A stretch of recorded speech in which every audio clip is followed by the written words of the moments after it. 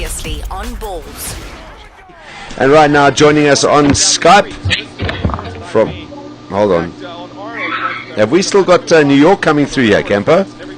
It was. Yeah, hold on. I think it's gone now. There we go. It's off. Is that better? Yeah, now we got...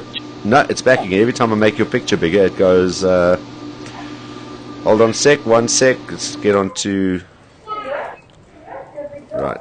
Now we're there. Is it better? Now we got it. No, it was outside. We're watching what's going on in New York at the moment. Oh, okay. With Hurricane Sandy. Looks like... Did you predict the weather forecast over there as well, did you? Huh? Hey. Yeah, like you were saying, Province win.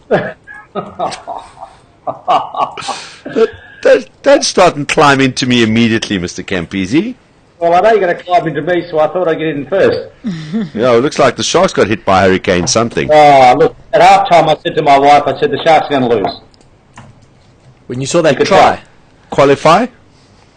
Well, I mean, I was just watching the game and, you know, the Sharks were moving the ball well. They should have scored 3 or 4 tries in that first half. The opportunities were there, but every time they did really well, they'd slow the ball down and allow the opposition to defend, get in a pattern.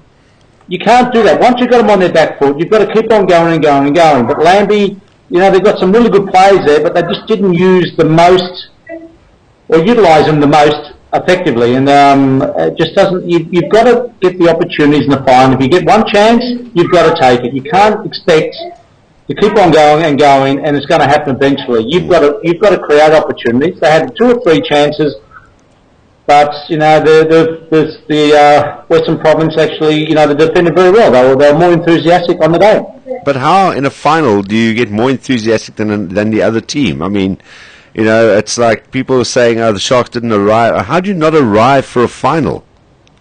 Well, I don't think they didn't arrive. I just think that they actually thought it was going to be a lot easier than what it was. But you don't do that for any game. I mean, how many times have teams learnt their lesson that way? You just can't afford to do that anymore. Well, the thing is, you've got to go out there and you've got to make sure that you actually stand up and build the opposition by respecting them. And that's the way you've got to do it. Now, I think the Sharks, you know, the line out towards the end of the game was, you know, wasn't great for the Sharks. They kept on throwing the ball quickly or losing it. Duplessis went off, the scrum fell apart. You know, I just think they missed that X factor. I mean, Lambie's a good player, but the other guys have got to create things, and the try by the Western Province, the defence was shocking. And everyone just drips across, simple switch. I mean, we've seen that. How many times have we seen that switch all year and gets smashed by the flankers? You know, it was just, I think they just sort of panicked a bit.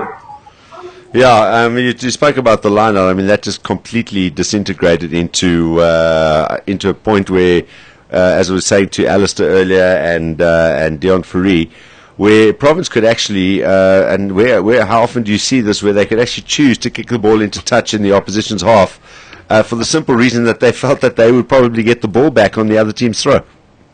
Yeah, well, that's the thing is, you know, I mean, you got some good line-out catches there for the Western Province, and that's what really won the game. I mean, every time they had kicked out, it was more than a 50-50 ball for them. Yeah. And towards the end of the game, I mean, it's pressure. That's what I mean. That's what pressure's about the final. The final is the last game of the year. You've wasted the whole year now on one game. You know, you've got to turn up every game. And you can see that, you know, the first half was good. You know, the points were coming.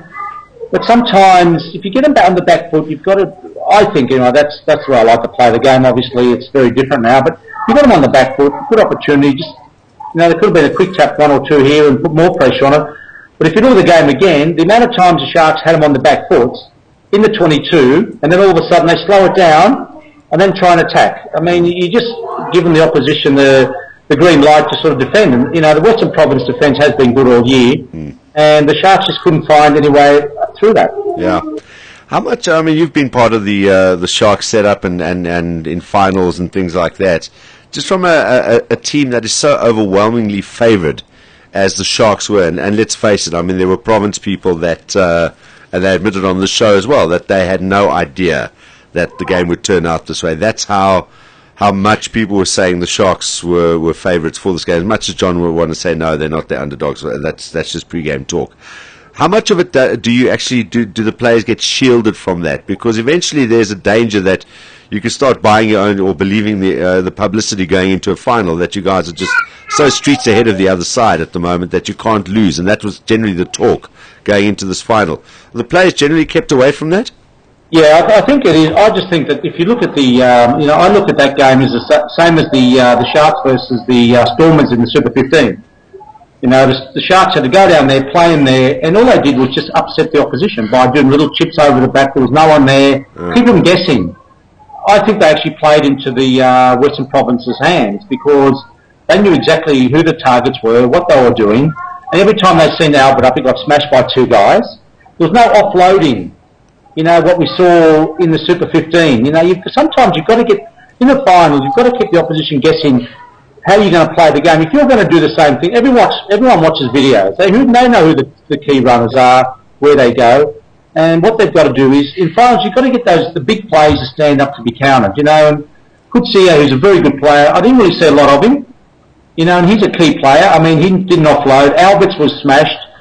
Those guys got to run into gaps, not at people. When you run into gaps, you can offload and give opportunities out wide. But there was once there in the first half as well. The ball was Lambie threw it to outside. I think it was Whitehead, and he got absolutely smashed by the Western Province. He had two men on the outside and nobody, but there's no communicating. All they had to do was kick the ball on, and the Sharks might have scored. Those little things are big in big games, and that's what I mean. There's an opportunity wasted. If you scored there, the Western Province would have gone off. Oh well. We're gone, But if you keep on saying, gee, these guys can't score, they're struggling. Then the second half you come out and you just keep on going, and after a while, I've been there, I've done that. It's just you get demoralised and you say, well, we kick the ball away because we can't beat them. Once you kick the ball away a lot, the opposition realise, well, they're gone, and that's I think what happened in the game. You can just feel it sort of. They tried and tried and tried, but it just wasn't working. Yeah. All right. So Currie Cup is over. Now we look ahead to the Northern Hemisphere tour. It's quite interesting. I was just reading there before on about Quade Cooper's been fined $10,000 for his little spat out. So, and everyone's saying, well, you should ban the guy because he actually, has come out against his teammates and said that, it's a toxic environment and the team's making me play bad. And he gets $10,000 fine. I mean, it's bizarre. That's all. It's not a lot, is it? It's not even the match payments. Why don't they really hit him? Yeah, it really hurts, But I mean, I think it just shows I don't think they can afford to. I think they're probably more desperate now to make sure that they can try and get him into the side rather than have to make a plan elsewhere. It's quite interesting, Darren. Also, that I got an email, and it's quite interesting that John O'Neill should take credit for this. Robbie Deans has come out. Scoring tries doesn't necessarily make rugby more exciting. Oh, you tweeted that, I think. Yeah. Oh, thank you. Thanks for responding too. Yeah. Well, it was noted. Did you read that? It was noted. It was noted in the Sydney Morning Herald in Australia, interviewed by Robbie Dean, saying scoring tries is not going to make rugby more exciting. Can you believe that? No wonder we're bloody useless at the moment. But a coach has got no idea.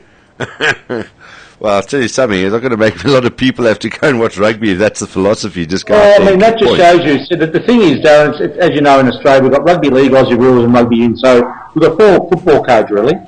We're very unique. But the thing is, if you come out and say things like that, the other sports are just going to jump on the bandwagon and promote the game more and more and more. It's bizarre. So I don't know why they just don't get rid of the guy. Hopefully. Yeah. All right. Well, do you think that's going to happen? No. Nah. No, I didn't think so. I could read between the lines there. Yeah, well, he's there, he's safe, and the biggest promotion for rugby in Australia, him being the Wallaby coach, his son plays Aussie rules. That's good, isn't it? Okay, there we go. You're going up north, aren't you? I'm going up for the Australian game, yes. For one game. Just for one game. That's when is that? That's the 17th. So 17th. I'll be leaving on the Tuesday night, I think, Wednesday night. Cool. So we'll catch up with you in Derbs next week again. Yeah. Have they picked their Springbok squad yet? Yeah, they have. I think maybe we'll focus on that next week on the show. They're one or two interesting. They've obviously focused on a couple of players who obviously know what it's like up there. They've been playing there for a while. Like Guthrie Steenkamp, Skalk Brits is in the side as well. So give you a chance to go through that, have a look at it, see the It's amazing. Skalk Brits, when he was playing here, he couldn't even get a look in. Or even when he was playing up there, he couldn't get a look in. Nice, somebody got a look in. Obviously, the Bismarck Duplessis is a big loss for them, so obviously we're trying to find guys that fill their shoes. Well, I mean, the thing is Nice to see Dion Ferry get that's it. Skalk Brits reminds me a lot as the kind of player like a Skalk Brits because he is a loose forward. He's playing loose forward now, but I mean he's effectively got into that side as a hooker. So he reminds me a lot of him. And after his game this weekend and what he's done, I would have imagined. I thought that he was going to get into the side, but then they went for Skalk. Not that he doesn't deserve it because he's been playing well up there, and maybe because of the conditions they're going to be playing in, they thought it was a better option. Well, isn't it funny now that a couple of years ago they wouldn't pick players from outside South Africa, and now they've got so many players in this country that they've got to go look outside players to play. I think a lot of that's got to do with the fact that they are playing up there anyway, so maybe horses for courses. But we'll chat about that next week, Campo. Thank you very much. Enjoy your week. Mate, no more weather predictions, please. Sorry about that. But in the end, hey, listen, it didn't rain during the game.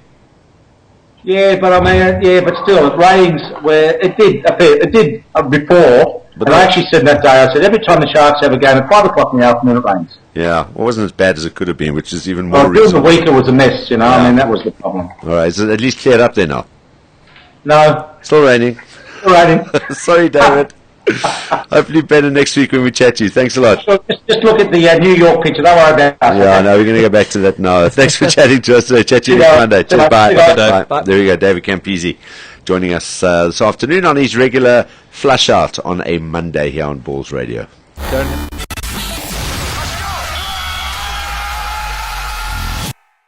p.m. to 6 p.m. Mondays to Fridays live on balls.co.za. Balls.co.za.